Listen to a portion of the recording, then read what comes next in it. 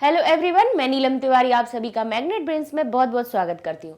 Magnet brains एक ऐसा channel है जहां पर आपको किंडरगार्टन से लेकर 12th क्लास तक का सारा स्टडी मटेरियल बिल्कुल फ्री अवेलेबल करवाया जाता है। तो जैसा कि देखिए यूट्यूब पे एक कमेंट में मुझे एक बच्चे ने कहा कि प्रश्न निर्माण करवा दीजिए मैम। तो हमें भी लगा कि ठीक है, ये हर अपने एक्सरसाइज में, हर अभ्यास कार्य में, हर पाठ में आ ही रहे हैं, तो उसको पहले हम आपको एक्सप्लेन कर दें, फिर उसके बाद फिर आगे चल के अपना जो 6th लेसन है शुभास्तानी, उसके बाद हम शुरू करेंगे उसको। ठीक है, हमारे कौन कौन से 3 तो हो चुके हैं। पहला हो गया है हमारा, दूसरा हो गया है, और उसमें हमने 5वां भी करवा दिया आपका जननी तुल्य वत्सला वाला। ठीक है, बुद्धिर्बलवती सदा हो गया, और पहला सूची पर्यावरण। ये रिवाइज्ड सिलेबस के अकॉर्डिंग अपन चल रहे हैं अभी। और ये मत सोचिएगा जो 9th क्लास वाले हैं या फिर और जो 8th क्लास वाले, ये नहीं सोचिएगा कि ये वाले सिर्फ हम रिवाइज्ड वाले करवाएंगे। ये वाले होने के बाद जैसे जो रिवाइज्ड सिलेबस में आपके 12 में से 7 चैप्टर्स आने हैं, तो पहले हम उनको करवा देते हैं, जिससे कि जो 10th क्लास वाले बच्चे हैं उनके लिए ईजी हो जाए याद करने में। फिर उसके बाद जैसे ही ये 7 चैप्टर्स खत्म होंगे, वैसे ही हम धीरे धीरे वीडियोस अपने इनके भी बनाने शुरू कर देंगे, जो बाकी के चैप्टर छोड़े हुए हैं। जैसे 3rd छोड़ दिया है, 4th छोड़ दिया है, फिर उसके बाद अपना 10, 11, 12, ये जो 5 चैप्टर है, इनको हम उसके बाद में शुरू कर देंगे। ठीक है, तो सबसे पहले अब ये बहुत इंपॉर्टेंट था, इसलिए हमने सोचा कि आज अभी लेसन अपना शुरू करेंगे शुभास्तानी। उसको शुरू करने के पहले हम आपको प्रश्न निर्माण करना थोड़ा सा सिखाई देते हैं। बहुत आसान होता है, हमने आपको बताया था कि कोई इतना ज़्यादा वो नहीं होता है। हमें लगता है कि प्रश्न निर्माण कैसे किया जाए, भाई क्या लिखें, हम कहाँ पर कौन सा शब्द लगाएं। तो ये जानने के लिए देखिए बहुत आसान है कि सबसे पहले आपको विभक्तियों का चिन्ह याद होना चाहिए। ठीक है, जैसे हमने राम के रूप पढ़े हुए थे, हमने स्त्रीलिंग के, देखिए पुल्लिंग, स्त्रीलिंग, नपुंसकलिंग, इनके शुरुआत के अगर आप रूप देखें तो अकारांत और आकारांत, और नपुंसकलिंग में अकारांत, ये 3 तरह के रूप होते हैं। ठीक है, अगर शुरुआत की बात करें तो स्त्री पुल्लिंग में हमारा कौन सा होता है, पुल्लिंग में अकारांत के जो रूप होते हैं वो किसकी तरह, राम, बालक, गज, अश्व, शिक्षक, ये जिसका अ से अंत हो रहा है, छोटे अ की मात्रा अंदर हो इसमें, यानी यहाँ पे हलंत ना हो। छोटा आ हमें कैसे पता चलेगा कि व्यंजन में है, कि अगर उस व्यंजन में हलंत नहीं लगा है, वो व्यंजन आधा नहीं है। अगर वो पूर्ण व्यंजन है तो समझ लीजिए उसमें आ मिला हुआ है। हम बार बार यही चीज बताते हैं इसलिए क्योंकि बच्चे यहीं पर सबसे ज्यादा बीच में कंफ्यूज हो जाते हैं, समझते हैं कि ये माँ लिखा है तो इसमें अ कहाँ दिख रहा है। तो ये वर्ण विचार में भी जब हमने समझाई ग्रामर, तो उसमें भी बताया आप लोगों को कि कोई भी व्यंजन वर्ण होता है। जैसे जब हम अपनी बुक को उठाते हैं, अपनी किताब को उठाते हैं, तो उसमें जब हमें अपने सारे वर्ण दिखते हैं ना, जैसे क, ख, ग, घ, देखिए ये पूरे दिख रहे हैं, आधा अक्षर तो नहीं है ना। अगर ये पूरा है तो समझ लीजिए ये पूरा तभी हुआ जब इसमें छोटा अ मिल गया। छोटे आ की कोई मात्रा नहीं होती, ये हर्ष आ की अ, जिसको कहते हैं पहला जो हमारे वर्णमाला का प्रथम वर्ण अ होता है, इसकी कोई मात्रा नहीं होती, लेकिन ये इसकी इतना बड़ा रोल होता है हर एक व्यंजन में, क्योंकि ये उसको पूरा करने में सहायक होता है। इसका ज्ञान होना हमें क्यों जरूरी है, क्योंकि जब हम संधि करते हैं तब देखा है कि बीच में जब हमने कहा विद्या आलय, तो विद्या शब्द में पहले अगर बड़े आ की मात्रा मिल गई तो ठीक है, और नहीं अगर है, केवल एक कोई भी व्यंजन पूरा है और हमें उसमें कोई मात्रा नहीं दिखाई दे रही है, तब हमें ये याद होना चाहिए कि भाई कोई भी व्यंजन पूरा होता है तो वो हमेशा किससे, आ से पूरा होता है। जैसे अभी ये देख लीजिए कि जैसे ये राम लिखा हुआ है, तो इसका जो माँ है वो जब इसमें आ जुड़ा तब ये पूरा हमारे सामने रूप आया। ये चीज इसलिए बता दी, कई बच्चे उस वीडियो को ना देख पाए हो, तो इसमें समझ लीजिए कि अकारांत क्यों कहा जाता है, क्योंकि इसमें आ से अंत होता है। देखिए इस आ से अंत हुआ माँ का, ठीक है। अगर आ से अंत नहीं होता तो राम हमारे सामने कैसा लिखा हुआ था, ऐसा लिखते राम, लेकिन जब हमने बोला राम तो माँ के साथ में आ ही रहा है, राम, आ की ध्वनि निकल रही है, ठीक है। तो इसलिए इसको कहते हैं अकारांत। हम शब्द रूपों के बारे में क्यों आ रहे हैं, क्योंकि ये जो प्रश्न निर्माण के हमारे हमारे पास शब्द हैं, जो हमारे विभक्ति चिन्ह हैं, वो कैसे बनेंगे वो पहले सिखाएं, फिर कहाँ पे उनको प्रयोग करना है वो हम आपको सिखाएंगे। ठीक है, तो स्त्रीलिंग के हमारे कौन से होते हैं? स्त्रीलिंग में हमारे कौन से चलते हैं? लता। स्त्रीलिंग होता है आकारांत, जिसका बड़े आ की मात्रा से अंत हो, वो आकारांत। तो लता, बालिका, ठीक है, देखिए रमा, जो बड़े आ की मात्रा पीछे दिख रही है वही देखिए बड़े आ की मात्रा से हो रहा है अंत, अतः ये कौन से हैं? हमारे आकारांत है। ठीक है, और नपुंसक लिंग हमारे कौन से होते हैं? फल, जो जिनसे नाम है ये ज्ञान हो कि ये पुल्लिंग जाति का शब्द लग रहा है या स्त्रीलिंग जाति का शब्द लग रहा है। जब हमें ऐसा, जब ये प्रतीत हो जैसे पुस्तक है, तो पुस्तक पुल्लिंग है या स्त्रीलिंग? ना तो स्त्री जाति का बोध करा रही है, ना यह पुरुष जाति का बोध करा रही है, इसलिए ये हमारी क्या हो गई? नपुंसक लिंग। तो नपुंसक लिंग के जो हमारे जितने भी शब्द रूप होते हैं उनका वो हमारे चलते किसकी तरह है? बिल्कुल पुल्लिंग की तरह ही चलते हैं। लेकिन बोले फिर क्या अंतर क्या होता है?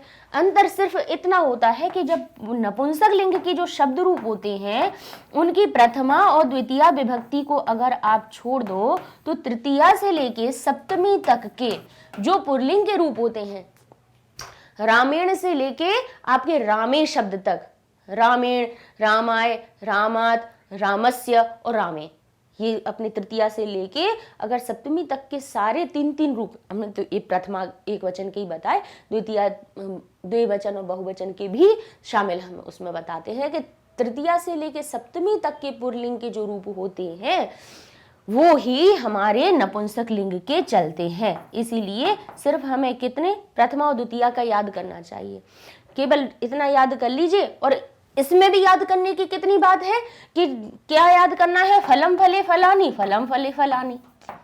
लीजिए, नपुंसक लिंग के रूप हो गए, कौन सी बड़ी बात लगी?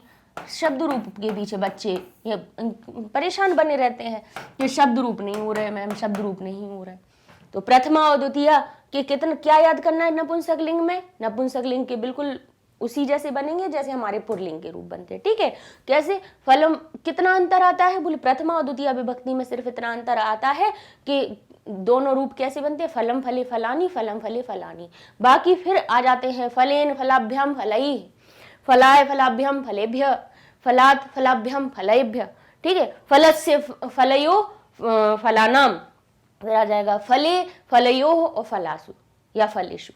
ठीक है, ये हमारे क्या बन जाते हैं? फलासु नहीं आएगा, फलेशु आएगा, क्योंकि स्त्रीलिंग में आता है लतासु।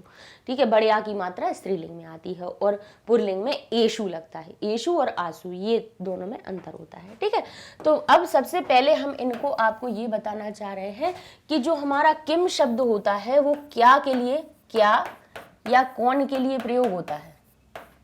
किम जो है प्रश्नवाचक शब्द होता है। ठीक है, एक ये सर्वनाम कह लीजिए, ये एक सर्वनाम शब्द है जो क्या या कौन के लिए, क्योंकि ये भी तो किसी ना किसी संज्ञा या सर्वनाम की जगह पे ही प्रयोग किए जाते हैं, किसी ना किसी संज्ञा की जगह पे ही प्रयोग किए जाते हैं, इसलिए इनको भी सर्वनाम की श्रेणी में रखते हैं। ठीक है, इन प्रश्नवाचक शब्दों को।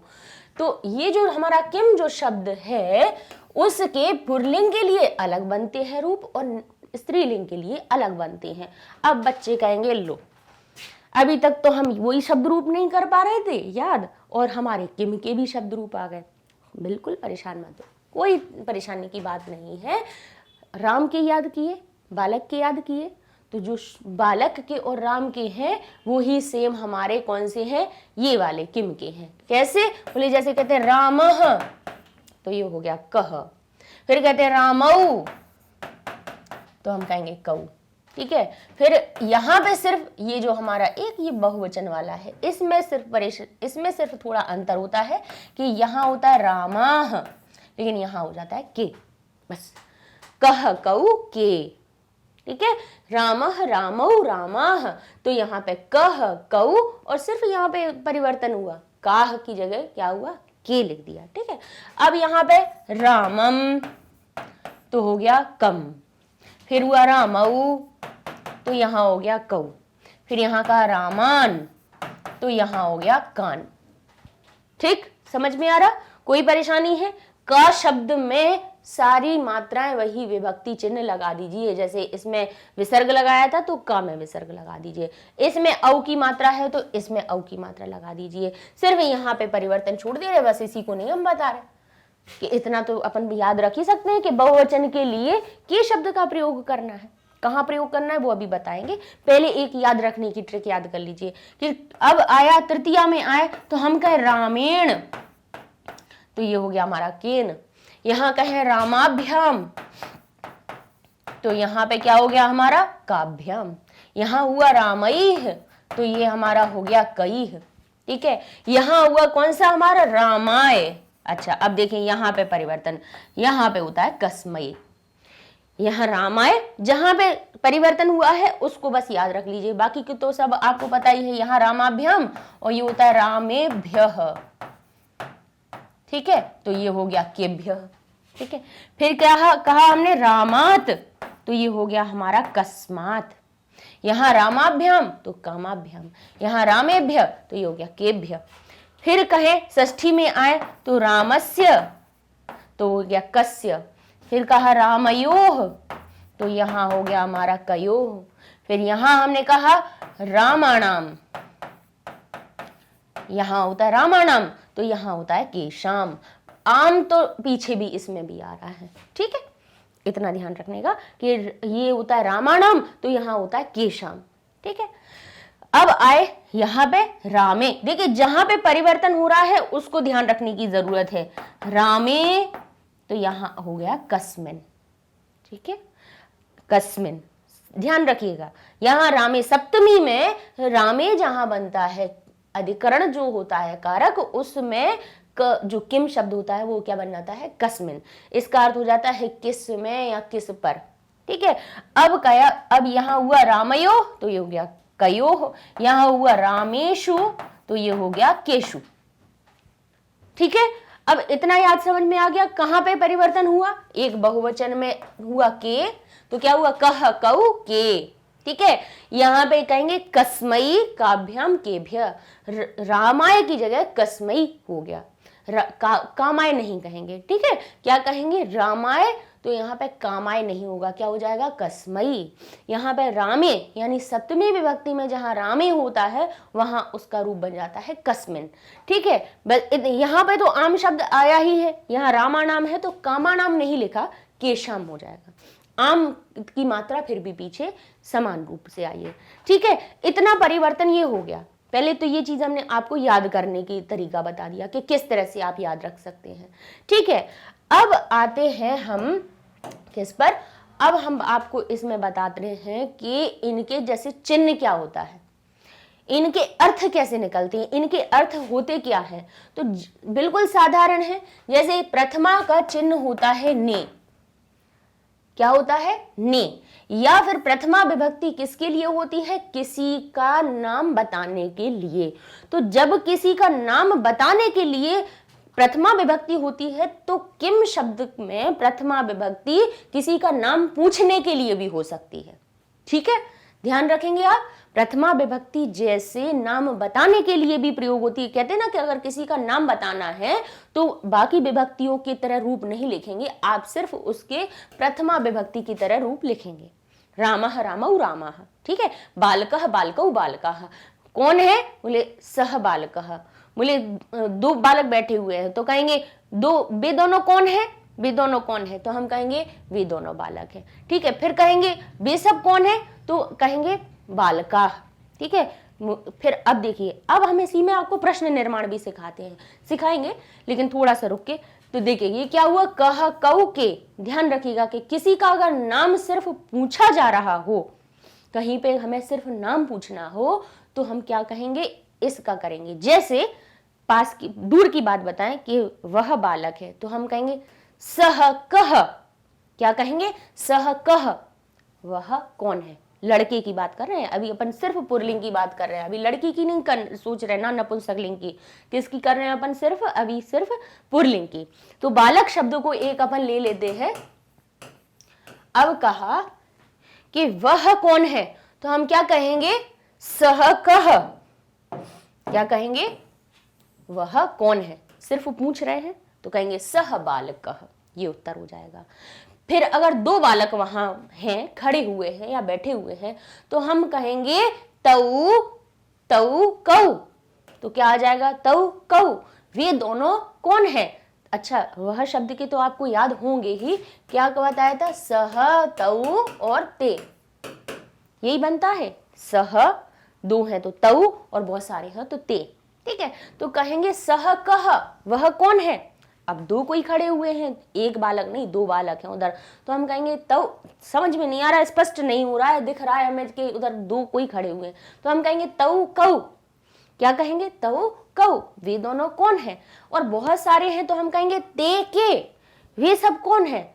तो उत्तर में क्या आएगा? बोले सह बालकः, तऊ बालकऊ। फिर बहुत सारे हैं तो हम कहेंगे ते बालकाः।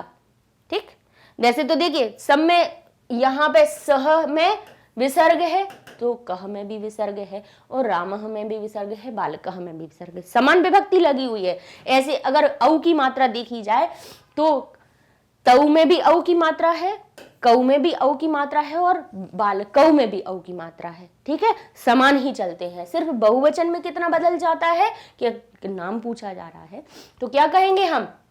ते ते बालकाः, ते के, बोले ते बालकाः।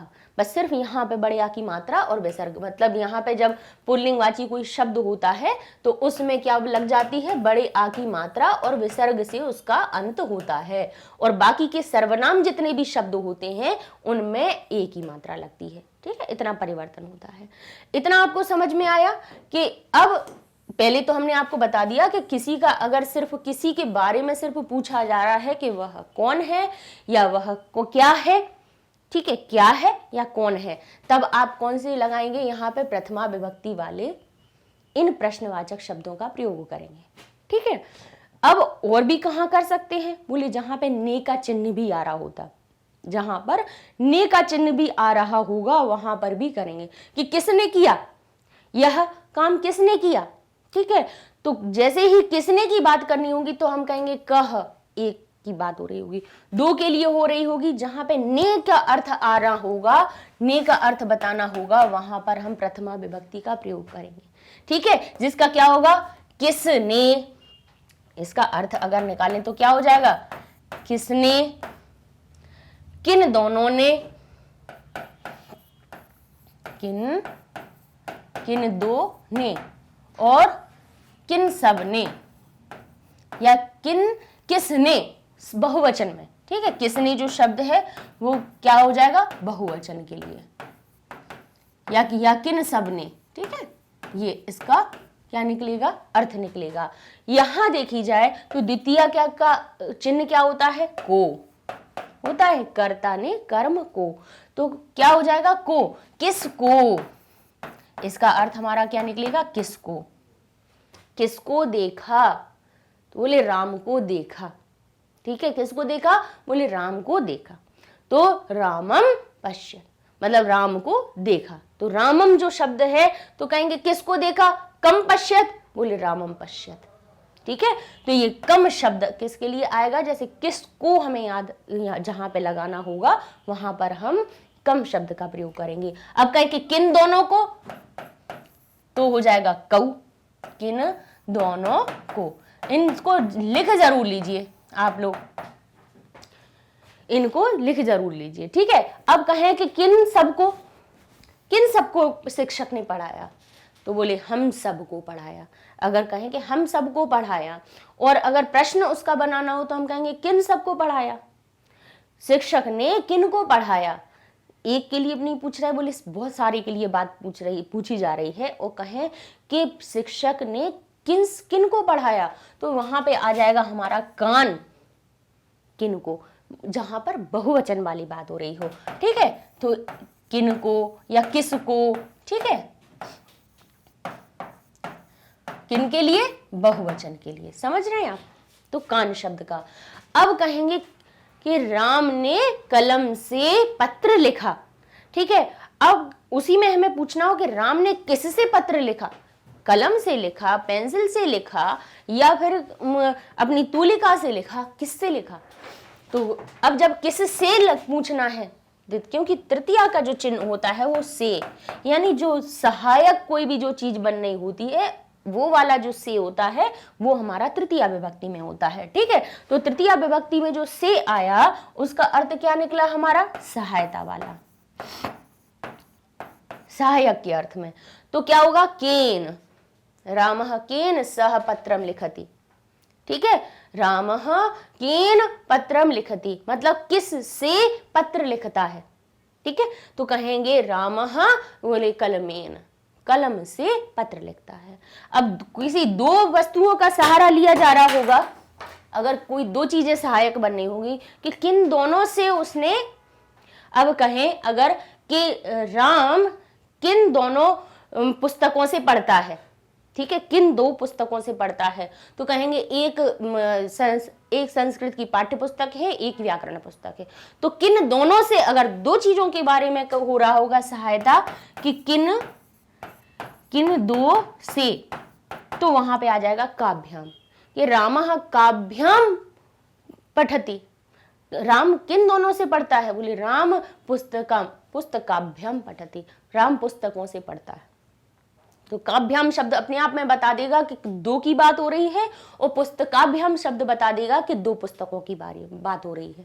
वहां दो शब्द लिखने की जरूरत नहीं पड़ेगी, क्योंकि द्विवचन यही तो इसीलिए तो बनाए हैं कि काभ्याम लिख दो, अपने आप पता चल जाए कि ये द्विवचन की बात हो रही है। संख्या लिखने की हर जगह जरूरत नहीं है कि हमें 2 बताना ही पड़ेगा, 3 नंबर लिखना ही पड़ेगा तभी हमें उसका ज्ञान होगा, नहीं। अब कहें कि किन सब से, ठीक है, किन सब से मित्रता करता है। अब से शब्द जहां आ गया और जब बहुत सारी की बात है तो क्या जाएगा, कई है। ठीक है, या किन के द्वारा पढ़ाया। ठीक है, संस्कृत को किस किस के द्वारा पढ़ा, तो किस किस के द्वारा, बहुत सारे लोगों के द्वारा पढ़ा गया, तो कहेंगे कई। क्या आ जाएगा, कई। तो यहाँ पे के द्वारा शब्द निकलेगा, इसमें से किसके द्वारा, क्या निकलेगा, किसके द्वारा, लेकिन किसके लिए निकलेगा, ये हमारा बहुवचन के लिए। बहुवचन में किसके द्वारा का जब हमें अर्थ बताना होगा तो कहीं लगाएंगे। ठीक है, ऐसे ही किसके लिए, अब यहाँ पे चतुर्थी का जो चिन्ह होता है वो क्या होता है हमारा, के लिए। संप्रदान चतुर्थी, संप्रदान में चतुर्थी होती है, और संप्रदान क्या होता है, जिसको दिया जाए दान वही होता है संप्रदान, जिसके लिए किया जाए काम वहीं पे होता है संप्रदान। ये हमने याद करवाया था आपको। ठीक है, तो ये हुआ हमारा के लिए।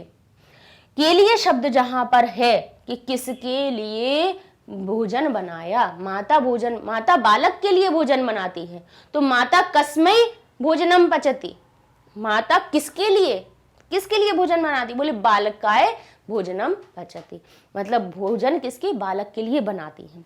तो जहां पे के लिए शब्द का हमें प्रश्न बनाना होगा वहां हम लगाएंगे कस्मै। ठीक है, किन दोनों के लिए बनाती हैं तो आएगा काभ्याम। किन सब के लिए बनाती हैं, बोले सभी बालकों के लिए बनाती हैं, तो केभ्य। ठीक है, जहां पे के लिए, बोले किन के लिए बनाती हैं, अब एक बालक नहीं है, बोले बहुत सारे बालक हैं, तो कहेंगे बालकों के लिए भोजन बनाती हैं, तो बालकों शब्द की जगह पे क्या आ जाएगा, बोले केभ्य। बोले माता केभ्य भोजनम पचती, मतलब किन के लिए बनाती हैं, उत्तर आ जाएगा हमारा बालकेभ्य। ठीक है, अब ऐसे ही बोले ये जो कस्मात शब्द होता है, से अलग होने वाला, अलग होने का जहां अर्थ होता है वहां कस्मात आता है कि वृक्ष से फल गिरता है। ठीक है, तो अब हम कहें कि वृक्षात, बोले कस्मात फलम पतति, कहां से फल गिरता है, बोले वृक्षात फलम पतति। तो से कौन सा हुआ, अलग होने वाला, जहां अलग होने का अर्थ आया वहां पर कौन सा शब्द आया हमारा, कस्मात। काभ्याम यानी कहां से चिड़िया उड़ रही हैं, बोले वृक्षों से उड़ रही हैं, तो बोले काभ्याम खगाः उत्पतन्ति। काभ्याम यानी कहां से, बोले दो वृक्ष हैं, बोले काभ्याम खगाः उत्पतन्ति, बोले वृक्षाभ्याम, दो वृक्षों से चिड़िया उड़ रही हैं, अलग हो रही है। ठीक है, ऐसे ही कहें कि केभ्यः, कि कहां से बालक विद्यालय जा रहे हैं, बोले घर से जा रहे हैं, तो केभ्यः बालकः विद्यालयं गच्छति, कहां से जा रहे हैं, बोले गृहे, बोले गृहेभ्यः, घरों से जा रहे हैं। तो ऐसी जगह पे जहां पे अलग होने का अर्थ आएगा वहां पर आप पंचमी विभक्ति से का प्रयोग करेंगे। यहाँ पे क्या होगा कि कस्मात से, कस्मात, तो इसका अर्थ क्या हो जाएगा, बोले कहां से। या किस से अलग, जहां अलग होने का, यहां इसका भी अर्थ किस से निकल रहा है। ठीक है, तो किस से निकल रहा है इसमें, लेकिन ये कौन सा वाला से आएगा, ये कौन सा चिन्ह है, अलग होने वाला से, अलग होने वाला से का चिन्ह है। अब यहाँ पे आया षष्ठी की बात करें तो बोले काकी के का, बोले कस्य, राम का विद्यालय, तो बोले कस्य विद्यालय, बोले रामस्य विद्यालय, तो रामस्य शब्द है तो किस, बोले राम का विद्यालय है, तो प्रश्न बनाना है तो रामस्य लिखा हुआ है, तो क्या करेंगे हम, बोले किसका विद्यालय है, बोले राम का विद्यालय है, तो प्रश्न में क्या कहा हमने, किसका, तो जहां का, की, के शब्द आ जाए वहां पर हमें कस्य, कयोह और केशम लगाना है। एक कोई जगह है, एक के लिए बात हो रही है कि किसका घर है, बोले मामा का घर है, मातुलस्य गृहम, तो कस्य गृहम, मातुलस्य गृहम। बोले कयोह, बोले कयोह गृहम, तो कहेंगे पितरऊ गृहम। बोले अब आप कहोगे पितरऊ क्यों कहा, बोले किसके लिए बोल रहे हो, बोले हम माता पिता का घर बोल रहे हैं, हमारे माता पिता का घर है, तो हमारा क्या हुआ, माता च पिता, माता च पिता लगाते हैं हम, पितरऊ शब्द हमने सामासिक पद बता दिया कि माता और पिता को साथ में क्या बोल देते हैं, माता च पिता को जब हम द्वंद्व समास से जोड़ते हैं, समझाया था आपको द्वंद्व समास में, तो जो हमारा सामासिक पद बनता है वो बन जाता है पितरऊ। ठीक है, यानी दो की बात हो जाती है। तो अब हम पूछे कि किसका हो रहा है, बोले किसका घर है, बोले माता पिता का घर है, तो जहां दो लोगों के बारे में पूछी जा रही हो, दो लोगों का किसी से संबंध हो तो कयो आ जाएगा। वहीं पे बहुत सारे लोगों का किसी से संबंध हो, बोले किसका, बोले किसका देश, बोले केशाम देशः, तो हम क्या कहेंगे अपना, बोले अस्माभ्यम। ठीक है, हम क्या कहते हैं, बोले अस्माकम, अस्माकम देश, हमारा देश है, तो केशाम देशः अस्माकम देशः, हमारा देश है। तो जहां पे अब बहुत सारे लोगों का संबंध देश से हो गया, जहां पे बहुवचन के रूप में कहीं का की के का संबंध बताना हो तो वहां पर आप केशाम लगाइएगा। ठीक है, अब कहें कि कस्मिन शब्द का प्रयोग कहाँ करते हैं, कस्मिन का अर्थ क्या, इसका हो गया किसका, किसकी, देखिए इसका अर्थ क्या निकलेगा, किसका, किसका, किसकी, किसके। ठीक है, यहाँ पे का की के का अर्थ आएगा किन दोनों का, किन सब का। ठीक है, यहाँ एक के लिए, यहाँ बहुत सारे का, यहाँ बहुवचन का। ठीक है, अब कस्मिन यानी किस पर, राम किस पर बैठा है, कहेंगे राम कस्मिन उपविशति, किस पर बैठा है, तो कहेंगे राम, बोले कटे उपविशति, राम चटाई पर बैठा है।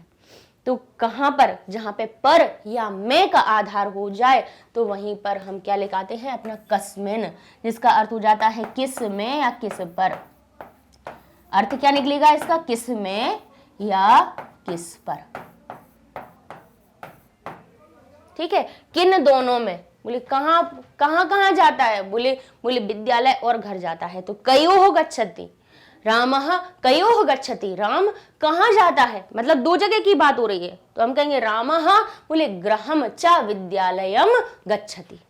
ठीक है, कहाँ जाता है, बोले यहाँ जाता है।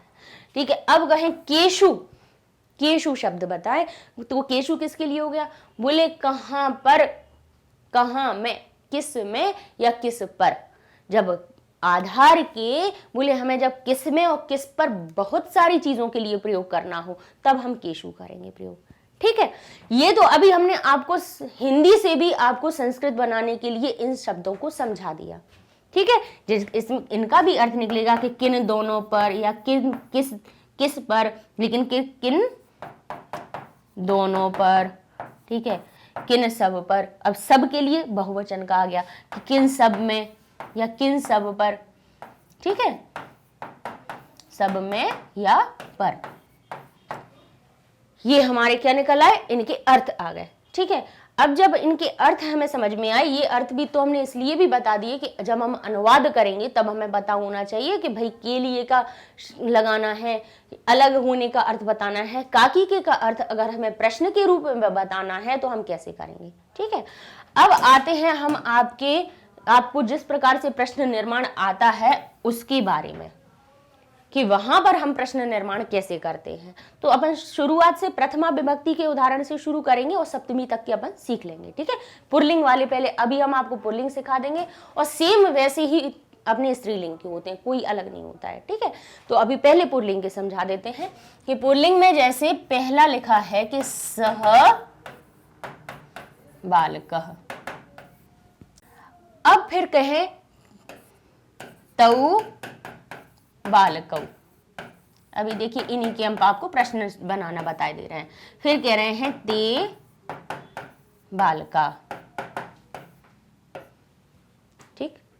अब ये तो अभी साधारण बता रहे, इन्हीं में अभी हम क्रिया जोड़ के भी आपको बताएंगे, क्योंकि कठिन रूप में आते हैं ना, लेकिन सरल सीख लोगे तो कठिन समझ में आने लगेगा और उसको भी आप आराम से हल कर सकते हो, ठीक है। कैसे? बोले सह बालकौ तौ बालकौ, सह बालकः तौ बालकौ और ते बालकाः, ठीक है। ये हमारे पास तीनों वचनों के हो गए, ये एक वचन का, द्विवचन का, बहुवचन का, ठीक है।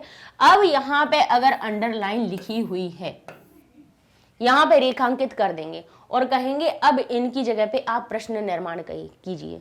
तो क्या देखना है हमें? बोले ये लिखा है सह बालकः, तो बालक शब्द में आपकी जो विभक्ति लगी हो उसी विभक्ति का यहाँ से उठा के किम शब्द का और उसकी जगह पे लिख देना। तो यहाँ लिखा है बालकः, तो हमारा प्रश्न बन जाएगा बोले सह कह। अब देखिए, अब हम थोड़ा पेन चेंज कर लें जिससे आपको हाईलाइट हो जाएगा प्रश्न। बोले सह बालकः, अब इसकी जगह पे बनाइए प्रश्न। बोले कैसे बनेगा? बोले सह, इसकी जगह पे बनाना है तो बालकः शब्द हमें पता है कौन सा है, प्रथमा विभक्ति एक वचन का, तो किम शब्द का भी हम प्रथमा विभक्ति एक वचन का शब्द ले लेंगे और कहेंगे सह कह, ठीक है। अब बोले तौ बालकौ, बालक जिस पे अंडरलाइन है, बाकी हमें सबसे कुछ मतलब नहीं है, पूरे वाक्य से कोई मतलब नहीं है। हमें देखना क्या है? जिस पे रेखांकित है, जिस पे रेखा लगी हुई है उसको देखना है। इसमें बालकौ पे लगी हुई है, बालकौ शब्द में पता है कि रामः रामौ रामः, यहाँ पे कौ, तो क्या हो जाएगा हमारा कौ। प्रथमा विभक्ति का द्विवचन है तो यहां से भी प्रथमा विभक्ति द्विवचन उठाएंगे और हम क्या लिख देंगे? तौ कौ, ठीक है। अब कहे ते बालकाः, क्या कहा? ते बालकाः, तो बालकाः शब्द रामः रामौ रामाः, ये हमारा क्या है? बहुवचन का रूप है, प्रथमा विभक्ति के बहुवचन का। तो प्रथमा विभक्ति के बहुवचन में बनता है कि, तो हमारा प्रश्न बनेगा ते के। प्रश्न निर्माण हो गया, कौन सी बड़ी बात है। अब आप कहोगे मैम ये तो बहुत सरल है, बहुत कठिन कठिन आते हैं। क्या कठिन आते हैं? रुको, अब सब सीखेंगे अपन, कोई टेंशन नहीं लेना है बिल्कुल। अब देखो, अब हम यहाँ से इन्हीं में अब हम आपको कठिन थोड़ा सा बनाते बनाते सिखाते हैं, ठीक है। अब यहाँ पे क्या लगा हुआ है? हाँ ठीक है, ये लग ही रहने देते हैं अपन, कोई दिक्कत नहीं है। अब यहाँ से हम इसमें एक आपको क्रिया जोड़ के बता देते हैं, ठीक है। कैसे? ले बालकः गच्छति, बालकौ पठतः, ठीक है।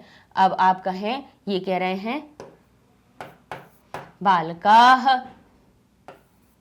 पठन्ति, उत्तर है, सॉरी, ठीक है।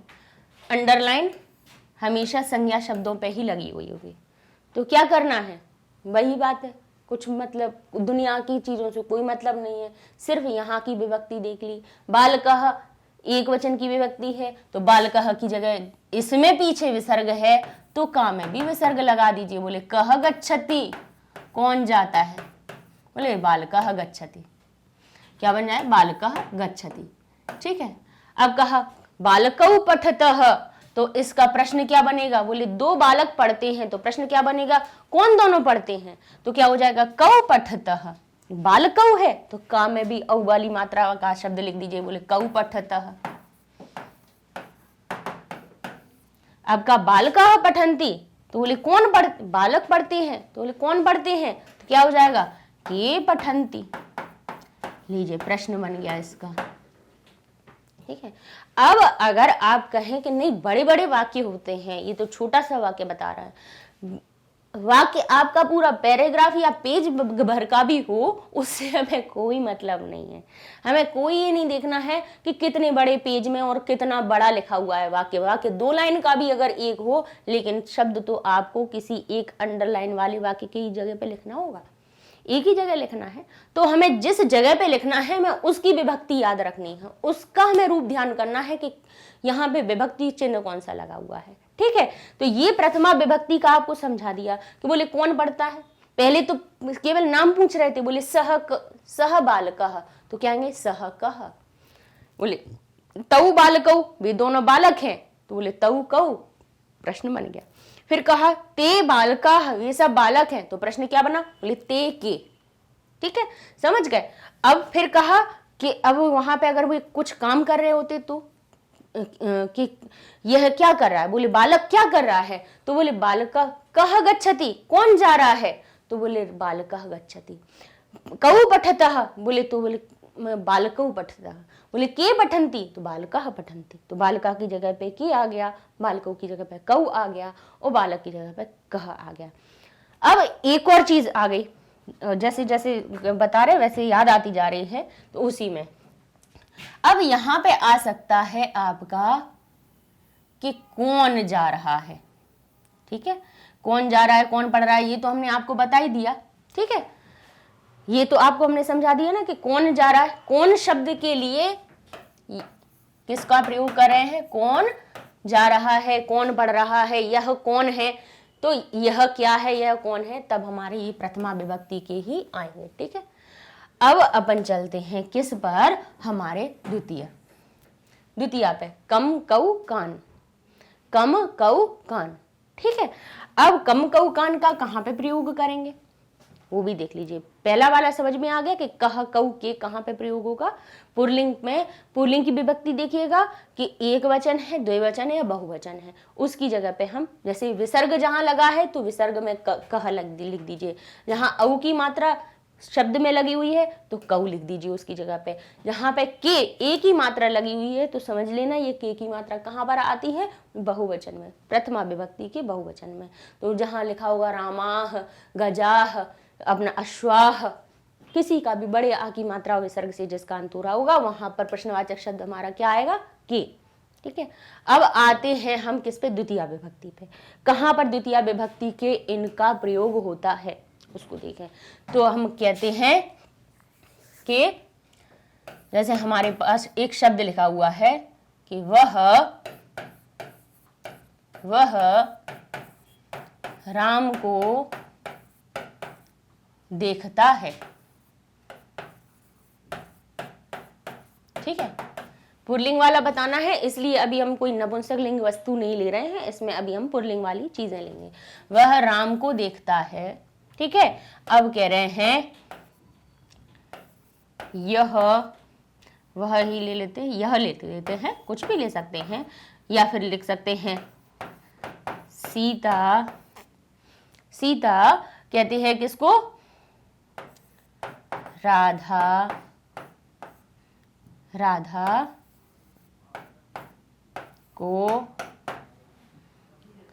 को देखती है। यही ले लेते हैं अपन शब्द, क्योंकि अपन को तो द्वितीय विभक्ति का रूप देखना है। और फिर हम कहें कि वह सब लड़कों को देखता है, है। ठीक है, पहले हिंदी वाला बताए फिर उसके बाद उसको संस्कृत। वह राम को देखता है, तो क्या इसका जैसे हम उत्तर बनाते हैं तो क्या बनता है, बोले सह राम को शब्द आया द्वितीय विभक्ति में, तो कहा रामम, सह रामम पश्यति, वह राम को देखता है। ठीक है, अब कहें सीता राधा को देखती है, तो क्या हो जाएगा इसका उत्तर, बोले सीता। अब जो राधा शब्द है वो कौन सा, बोले राधा को, राधा में को शब्द लग गया, मतलब राधा का अब हम कैसा द्वितीय विभक्ति की तरह रूप बनाएंगे। जहां पे को चिन्ह आ जाए वही हमारा कर्म हो जाता है, तो क्या हो जाएगा, राधाम पश्यति। ठीक है, अब कहा वह सब लड़कों को देखता है, तो क्या हो जाएगा, सह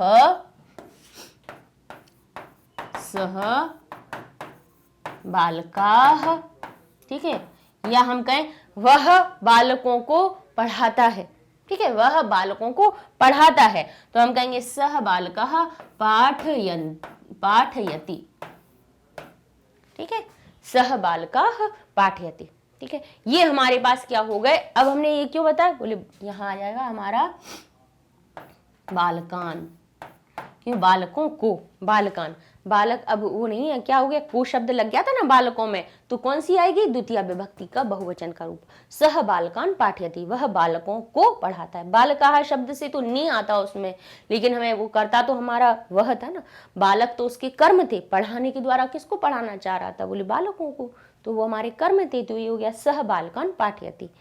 अब हमें क्या करना है, देखिए वाक्य हमारा कुछ भी बना रहा है, हमें उससे कोई फर्क नहीं पड़ता है, हमें देखना क्या है कि हमारे पास अंडरलाइन किस पर है, किस पर लिखी है, बोले यहाँ लिखा है रामम, यहाँ लिखा है राधाम, यहाँ लिखा है बालकान, ठीक है। तो क्या लिखेंगे, सॉरी, अब हम ये अभी स्त्रीलिंग वाला शब्द ले लिया, यहाँ हम दो पुल्लिंग का ही ले लेते हैं कि सह बालकौ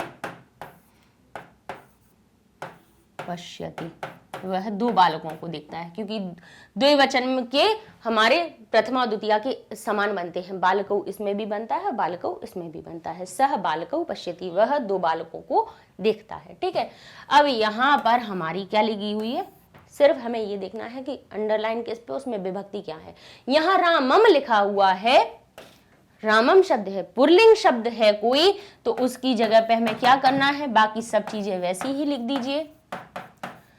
इसमें लिखा है वह राम को देखता है, अर्थ भी समझ में ना आए, ध्यान रखना, अर्थ भी समझ में ना आए आपको, तो ये देख लेना इसमें रामम शब्द लगा हुआ है, तो यहाँ पे हमारा आएगा कम, यहाँ पे बालकौ शब्द लगा है, तो यहाँ पर हमारा आएगा कौ, ठीक है। इतना तो समझ सकते हैं ना, इतना तो कर लेंगे। यहां पर हमारा बालकान लगा हुआ है, तो यहां पे हमारा हो जाएगा क्या, बोले कान, ठीक है, कह कौ कान, कम कौ कान, कम रामम तो कम, बालकौ तो कौ, कान तो बालकान, ठीक है। देखा किस प्रकार से बना दिया, कुछ भी नहीं किया, सब कुछ बहुत बड़ा बड़ा कोई भी वाक्य लिखा हुआ हो कोई फर्क नहीं पड़ता, हमें रेखांकित शब्द से मतलब है कि उसमें कौन सी विभक्ति है उसकी जगह पे लगा दीजिए, ठीक है।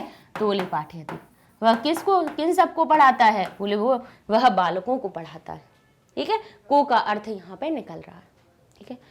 लगाने की याद बताई दिया कि प्रश्न का कैसे निर्माण करिए, आप जो जिस शब्द पर हमारे पे रेखा लगी हो उसकी विभक्ति पहचान कर उसी विभक्ति का हमारा प्रश्नवाचक शब्द लगा दीजिए, ठीक है। तो ये हमारा हो जाएगा क्या, इस प्रकार से द्वितीय विभक्ति के लगा देंगे, ठीक है। अब क्या कहें, बोले अब अगर लिखा हुआ है हमारे पास, बोले कि किससे, किससे, बोले अब हम लिखते हैं कि रामः, अब द्वितीय विभक्ति की देखिए कहां पे लगाते हैं, जैसे लिखा रामः कलमेन पत्रम लिखति, ठीक है, ये लिखा हुआ है रामः कलमेन पत्रम लिखति, तो कलमेन पे लिखा हुआ है हमारा क्या, अंडरलाइन लिखी हुई है, तो क्या हो जाएगा, यहाँ कलमेन लिखा है तो देख लीजिए कलमेन, तो यहाँ पे भी शब्द आ जाएगा केन, ठीक है, तृतीय विभक्ति का, तृतीय विभक्ति में कलमेन बनता है कलम से, तो किस से, तो से का अर्थ बताने के लिए हमारे पास कौन सा शब्द होता है, केन, तो क्या हो जाएगा, रामः केन पत्रम लिखति, इसका अर्थ हो जाएगा राम किस से पत्र लिखता है, ये बन जाएगा हमारा प्रश्न, ठीक है। अब कहते हैं कि राम आंखों से देखता है, तो हम कहें नेत्राभ्याम, नेत्राभ्याम पश्यति, क्योंकि आंखें दो होती हैं तो कौन सा द्विवचन का रूप आया, ये नेत्राभ्याम, ठीक है, अंडरलाइन लगी हुई है। नहीं समझ में आ रहा कि नेत्राभ्याम चतुर्थी के लिए प्रयोग हो रहा है, तृतीया के लिए है या पंचमी के लिए है, नहीं समझ में आ रहा है, कोई दिक्कत नहीं है, क्या ध्यान करना है कि हमें इसकी जगह पे हमें तो प्रश्न बनाना है ना, ये चीज ध्यान रखनी है। तो क्या हो जाएगा, बोले रामः, क्या हो जाएगा, नेत्राभ्याम की जगह लिख दीजिए काभ्याम। पीछे वाली बाद की लगने वाली विभक्ति को पहचान लीजिए और प्रश्न बना दीजिए। बोले रामः काभ्याम पश्यति, किससे, नेत्राभ्याम तो काभ्याम, ठीक है, और लगा दीजिए पश्यति। समझ में आ गया। अब कहें, फिर से देखें कि अश्वः, अश्वः पादैः यानी पैरों से चलती, ठीक, अश्व पैरों से चलता है, क्योंकि दो पैर नहीं होते उसके तो चार होते हैं, दो से ज्यादा होते हैं। तो बोले अश्वः पादैः चलति, अश्व पैरों से चलता है। तो जो प्रश्न बनेगा वो इसमें क्या लिखा है, पादैः, ऐ की मात्रा लगी हुई है, तो हमारा क्या आ जाएगा यहाँ पे, कैः। बहुत आसान होता है बनाना, कोई बड़ी बात नहीं होती है। तो ये लगा दिया कैः और चलति। सब कुछ कैसा भी लिखा रहा है कोई फर्क नहीं पड़ता, हमें इस प्रकार से लगाना है, ठीक है। तो अब आप समझ गए कि कहाँ पे इन चीजों का प्रयोग करना है। अब ऐसे ही हमारे चतुर्थी, पंचमी, षष्ठी ये ही रूप आएंगे, जहां पे जैसे लिखा हो बालकाय, देखिए कोई शब्द हमारे पास लिखे हो, बालकाय, रामाय, ठीक है, शिक्षकाय, छात्राय। तो इन आय शब्द जहां दिख रहा हो, इसका अर्थ क्या हो गया, बालक के लिए, राम के लिए, शिक्षक के लिए, छात्र के लिए। आय शब्द जहां दिखे उसकी जगह पे कौन सा प्रश्नवाचक शब्द लगाएंगे आप, कस्मै। बस यहाँ पे थोड़ा अंतर होता है, अभी तक तो वही चल रहा था। देखिए रामः था तो कह लगा दिया, रामम था तो कम लगा दिया, रामेन था तो केन लगा दिया। अब यहाँ पे है कि रामाय शब्द आएगा लेकिन हम लगाएंगे कस्मै। क्या लगाएंगे, कस्मै, किसके लिए, ठीक है। जैसे एक वाक्य भी बता देते हैं आपको कि माता बोले बालकाय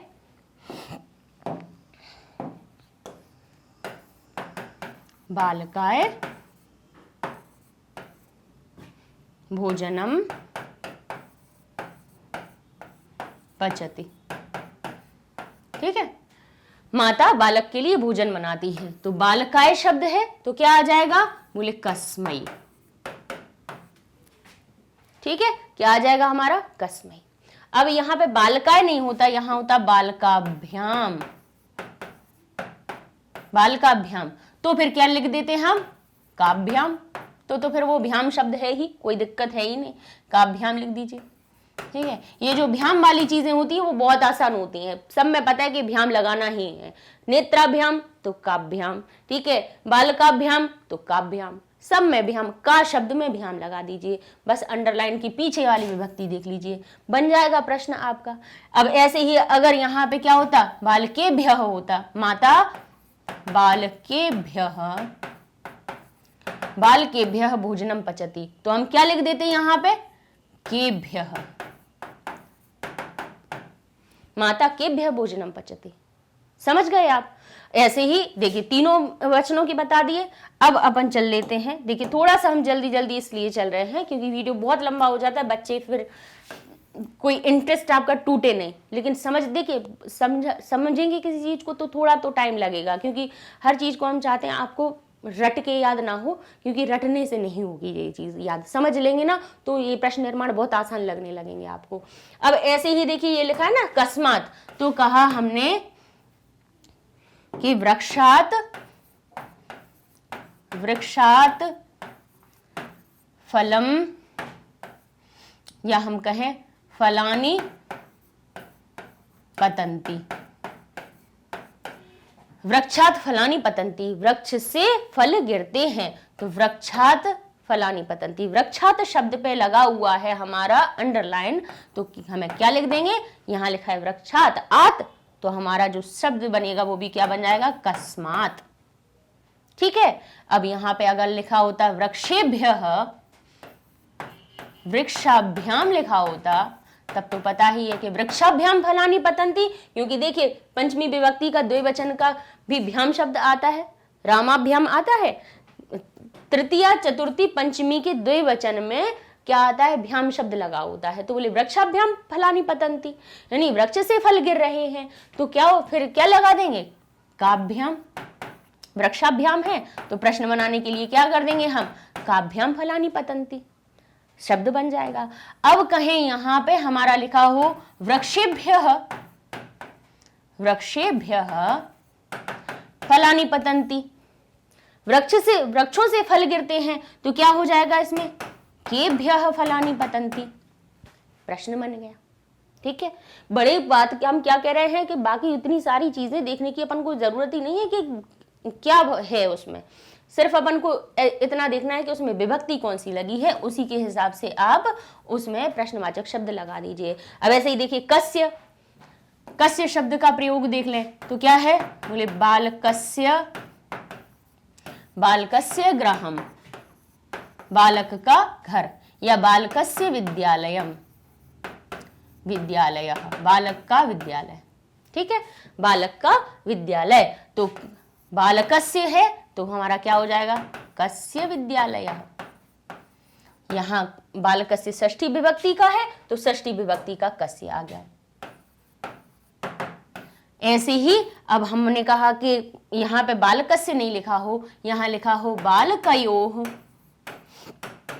बालकयोः विद्यालयः, तो कस्य की जगह पे अब क्या हो जाएगा, यहाँ पे बालकयोः लिखा है तो प्रश्नवाचक शब्द क्या लग जाएगा, कयोः विद्यालय। ठीक है, अब इसी प्रकार से यहां पे लिखा होता बालकानाम, बालकानाम विद्यालय, विद्यालय, बालकानाम विद्यालय, बालकों का विद्यालय, बहुत सारे बालकानाम, तो नाम शब्द ध्यान रखना कि आम इसमें बीच में आ रही है, लास्ट में अंत में आम शब्द का इसमें उच्चारण आ रहा है, प्रोनाउंसिएशन आ रहा है, तो हम प्रश्नवाचक शब्द कौन सा लगा देंगे, बोले केशाम, क्या लगा देंगे, केशाम। ठीक है, क्या आ जाएगा, केशाम, केशाम विद्यालय, बोले बालकानाम। पुल्लिंगवाची शब्द का जरूर ध्यान रखिएगा, ये पुल्लिंगवाची शब्द है केशाम, नपुंसक लिंग होता तब भी केशाम आ जाता, क्योंकि तृतीया से लेके सप्तमी तक नपुंसक लिंग के लिए भी यही समान रूप चलेंगे कि यहाँ पे केन है तो पुस्तक केन भी होता। ठीक है, कोई पुल्लिंगवाची शब्द नहीं होता, नपुंसक लिंगवाची शब्द होता तब भी उसकी जगह पे हम क्या लिखते, केन। यहाँ पे हम अगर पुस्तकाय लिख देते या फलाय लिख देते तो उसकी जगह पे हम लिखते कस्मई। ठीक है, तो अभी तक पहले षष्ठी पे चल रहे हैं, ये भी साथ में बता देंगे, तो आपके दो तरह के आपको समझ में आ जाएंगे। स्त्रीलिंग वाले हम नेक्स्ट वीडियो में बता देंगे आपको। अब कहते हैं कस्मिन कयोः केशु, केशाम तक तो समझ में आ गया कि किसी का संबंध बताना होगा, हमें नहीं आपको संबंध बताना समझ में आ रहा है, इतना तो समझ में आ रहा है कि यहाँ पे हम विभक्ति का चिन्ह तो देख सकते हैं, यहाँ पे आम लगा है तो यहाँ का आम उठा लीजिए, ये बाल का नाम है तो यहाँ से केशाम उठा लीजिए, यहाँ उसमें अस्य लिखा है तो इसमें से कस्य उठा लीजिए, वहां पे योह लिखा है तो यहाँ पे भी कयोह उठा लीजिए। ठीक है, इतना तो कर सकते हैं ना। अब सप्तमी का जरूर ध्यान रख लीजिए। अब जैसे लिखा उसमें रामः ग्रहे, ठीक है, रामः ग्रहे निवसति, ठीक है, या तिष्ठति। ठीक है, ठीक है। अब यहां पे हमने नपुंसक लिंग वाला ग्रहे शब्द क्यों ले लिया, क्योंकि रामे ग्रहे नपुंसक लिंग और पुल्लिंग के एक ही तरह के रूप चलते हैं। ठीक है, तो क्या कहा, रामे रामः ग्रहे तिष्ठति, राम ग्रह घर में रहता है, तो ग्रहे ध्यान करना है, एक ही मात्रा हमेशा सप्तमी विभक्ति के अंत में लगती है।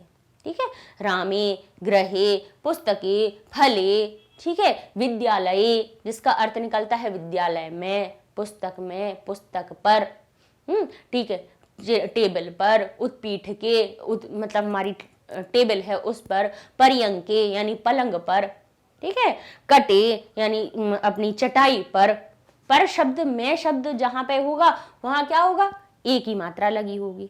ठीक है, एक ही मात्रा लगी है तो क्या होगा, बोले रामः गृहे तिष्ठति, राम घर में बोले रहता है या घर पर रहता है, तो क्या हो जाएगा, बोले रामः कस्मिन कस्मिन् तिष्ठति। ठीक, समझ गए आप कि जहां पे सप्तमी विभक्ति का जहां पर रूप होगा वहां पे कस्मिन् शब्द का प्रयोग करेंगे। ठीक है, अब इसी प्रकार से अब और देख लीजिए कि अगर दो वस्तुओं की बात हो रही होती तो वहां पे क्या लगाते, कयोः। तो यहाँ पे जरूर यहाँ पे लिखा होगा, जो विभक्ति होगी वो लिखी होगी ग्रहयोः, ठीक है, या फलयोः या कटयोः, ठीक है, ये लिखा होगा। तो क्या हमारा, जैसे हमने क्या बताया है कि यहाँ पे जैसे ग्रहयोः, ठीक है, कि राम 2 घरों में रहता है, तो ग्रहयोः लिखा है तो यहाँ पे क्या हो जाएगा, कयोः। पीछे की विभक्ति देख लीजिए, ठीक है, हमारा प्रश्नवाचक शब्द बन जाएगा। अब यहाँ कहें कि वह कहाँ रहता है, घरों में रहता है, एक घर में नहीं बहुत सारे घरों में रहता है, तो यहाँ लिखा होगा कि ग्रहेषु। तो यहाँ पे एषु लगा है तो प्रश्नवाचक शब्द हमारा कौन सा लग जाएगा, बोले केषु। उसमें एषु लगा हुआ है तो इसमें भी एषु लगा दीजिए। बस ये सप्तमी विभक्ति के प्रश्न बन गए। इस प्रकार से अब देखिए ये जो हमारे प्रश्नवाचक शब्द हैं ये ना सिर्फ अकारांत के लिए बनते हैं, ये जितने भी पुल्लिंगवाची कोई भी शब्द होगा, चाहे वो राम हो, चाहे वो कवि हो, चाहे वो गुरु हो, चाहे वो पिता हो, कोई भी पुल्लिंगवाची कोई भी शब्द होगा, जरूरी नहीं है अकारांत हो, अकारांत हो, इकारांत हो, उकारांत हो, ऋकारांत हो, उन सब में आप कोई भी पुल्लिंगवाची शब्द हो उसको उनको हटा के जब आप प्रश्न बनाएंगे तब आपको इन सब का प्रयोग करना होगा। ठीक है, ये चीज आपको हमें बतानी थी। ठीक है, इतना आपको समझ में आ गया।